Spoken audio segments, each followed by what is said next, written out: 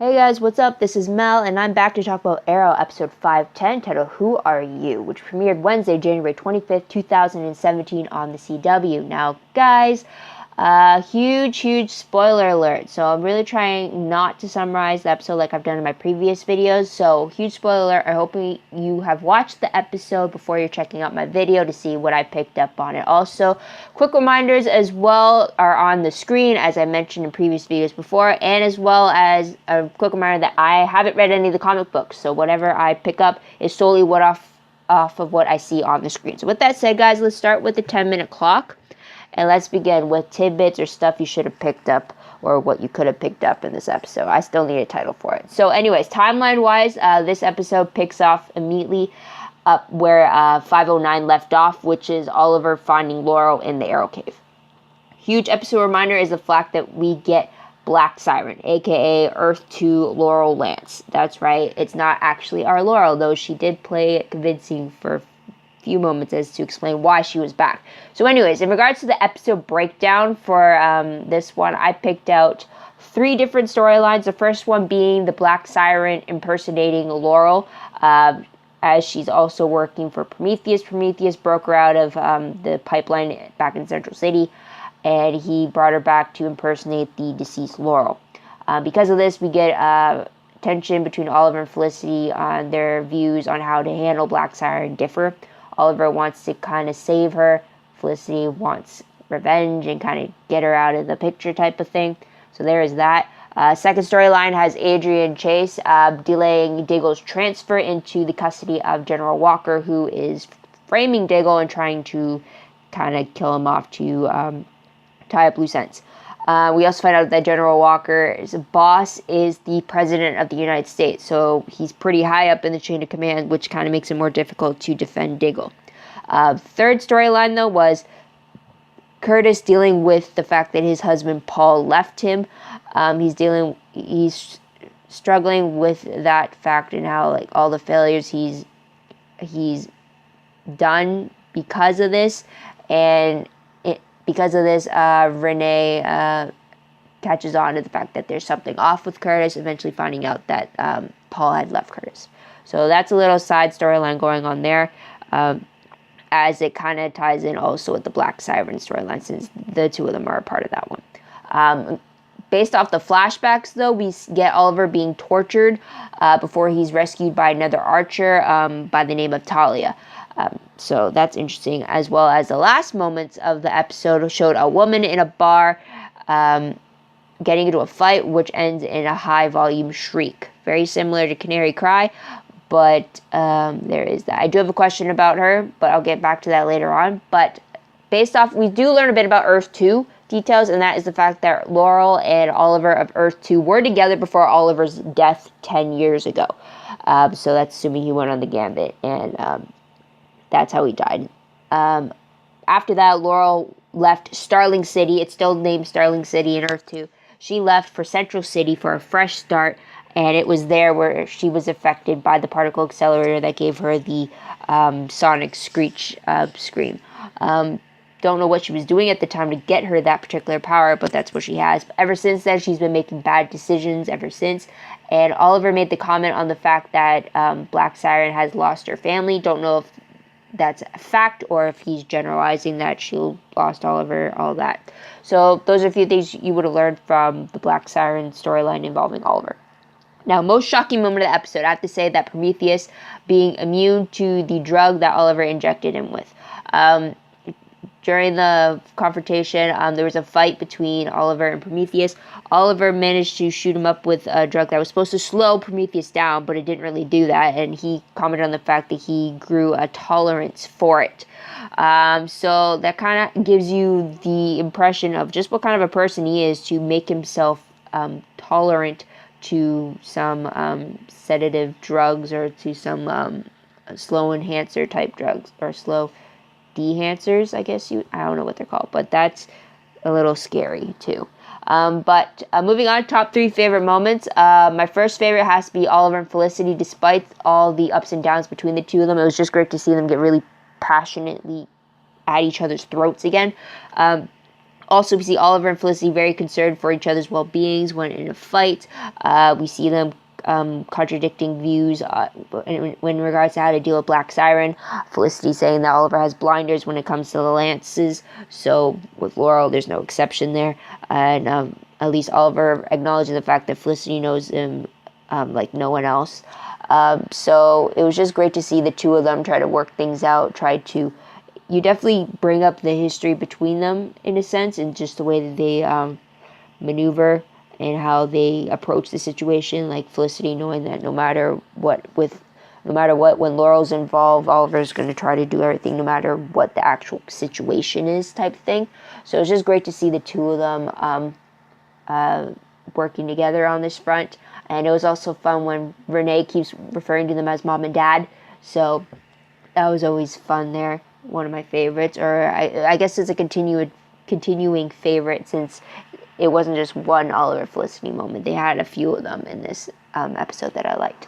Another favorite moment I had was the fact that everyone was wary of the fact that Laurel had returned, especially since technically they are still grieving for Billy. I think it's within 24 hours since Billy was confirmed dead that Laurel is brought back for that party to welcome her and everything. So I really like that the new recruits especially were kind of wary of the fact that why are we having a party when we're all grieving for Billy. Felicity is still really grieving over it, so I really like that they pointed out the fact that it's still fresh for them, for sure, even though for us as viewers it's been like a month. Another favorite moment for me has to be the fact that Curtis now understands by the end of the episode the concept of looking at the positive and not the negative, looking towards what he can do than what he can't do. So it was something that Renee pointed out for him, and the fact that Curtis now has finally accepted that line of thinking was fantastic, and I'm happy to see that. So it was just great. It was just great to have them come together, and even just having the different moments between Curtis and Renee, just to see like what they went through in the episode, trying to be there, trying to help in a way, in their own way, even, was great. Another bonus favorite for me was the fact that Susan Williams was not in this episode, since she's usually a peeve of mine. So that's one peeve I don't have to worry about. But I do have two peeves though, guys. So let's move on to that. First peeve was the fact that Thea is away on a conference call. Laurel, or Black Siren, explains that away when she's on the phone with Thea, saying that she'll be back, or she'll still be there by the time Thea comes back from her conference. The only thing I don't like about this is the fact that timeline-wise, wasn't Thea in the Christmas episode? So then how is it possible that when this episode immediately takes off after that Christmas episode, how is Thea already out of the city and on a conference already? It's just, it would make sense if like we had that month of a time jump between 5:09 and 5:10, but we don't have that. So it's kind of I'm a little peeved by the fact that how that doesn't seem to click in my head on how it's logical for that sense. Another favorite moment, or not favorite, a peeve moment for me is the fact that General Walker is able to pin his crime on Diggle and he works for the president directly, yet Diggle is the one who was just recognized from the president for helping fight against the Dominators. She may not know it's Diggle, but as Spartan, can't he like pull some strings saying like, I kind of helped you out in this. Why are you pinning this crime on me? It's obvious that I'm not this type of person. So it's a real pain in the butt right there. Moving on to what moment will I remember most when I look back on this episode? Black Siren. That's like the huge thing, Black Siren right there. But random questions though. First one is, would Talia be the same woman that Oliver learned that specific fight move that he had noticed Prometheus use a few episodes back? He didn't mention that he had a trainer back in Russia, or that he learned it from a woman. So I'm just wondering, since Talia was introduced in the flashback, if she's going to be the one that taught Oliver that. Second question.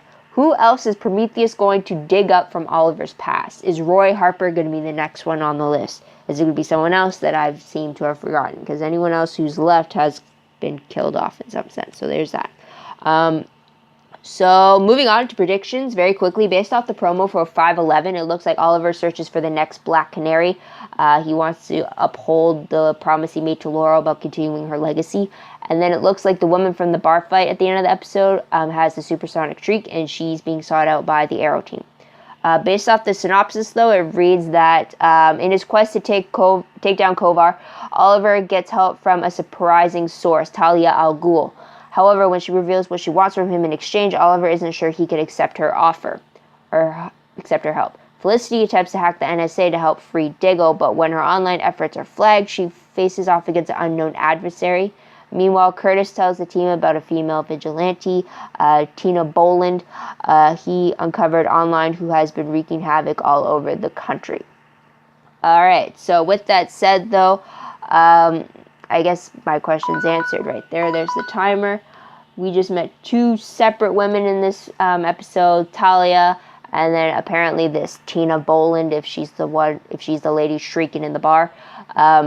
So there's that. They might be setting it up so that Tina will become the new Black Canary. So that'll be interesting. It'll be interesting to learn how she got her supersonic shriek from the sounds of it, or what the promo indicated that she had.